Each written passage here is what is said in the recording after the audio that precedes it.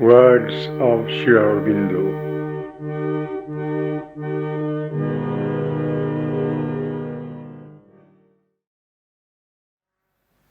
On faith.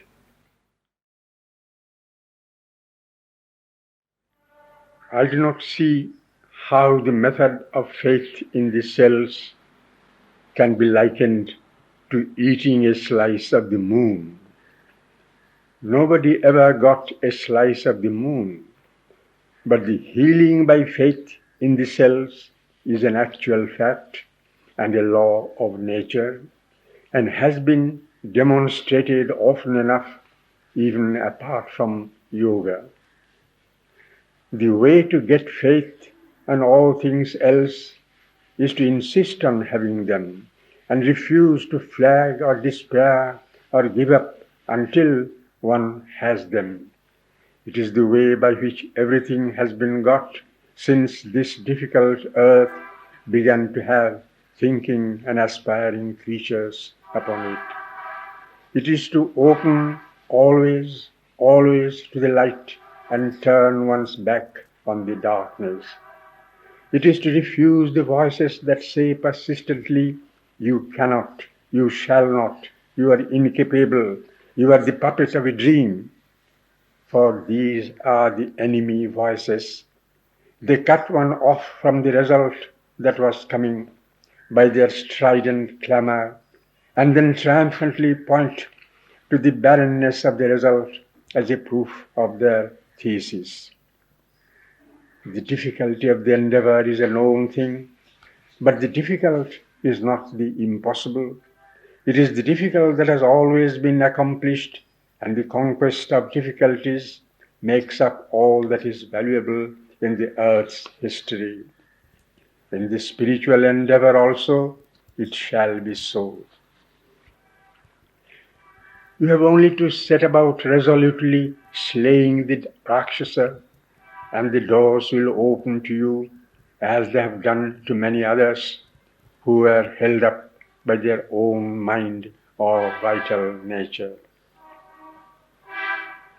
I spoke of a strong, central, and if possible, complete faith, because your attitude seemed to be that you only cared for the full response, that is, realization, the presence, regarding all else as quite unsatisfactory, and your prayer was not bringing you that.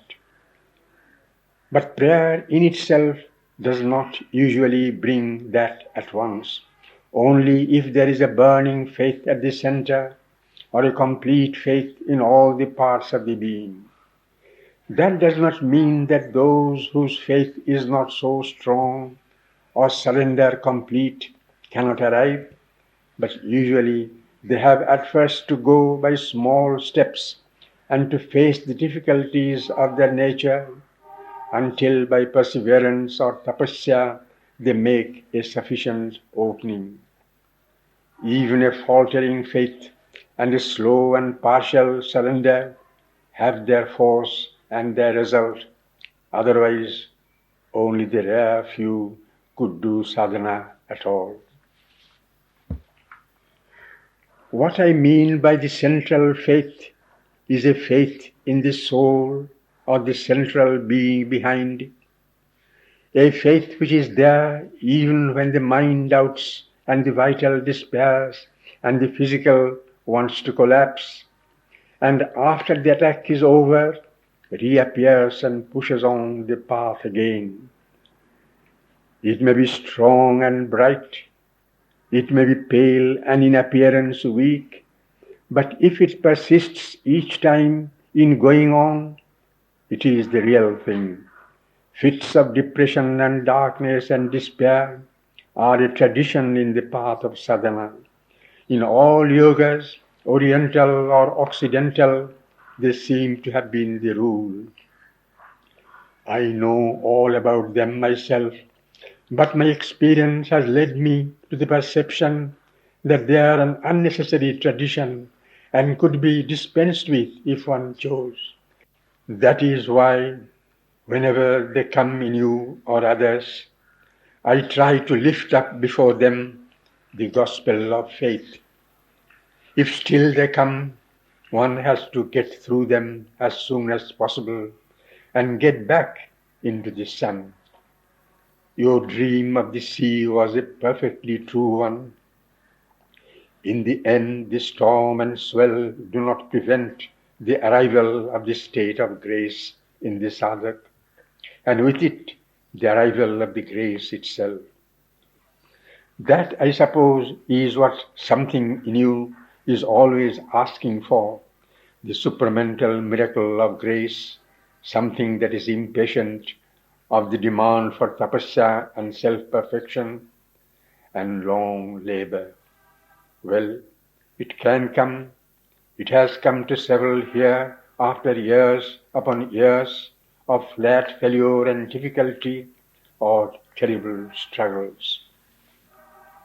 But it comes usually in that way, as opposed to a slowly developing grace after much difficulty and not at once. If you go on asking for it in spite of the apparent failure or response, it is sure to come.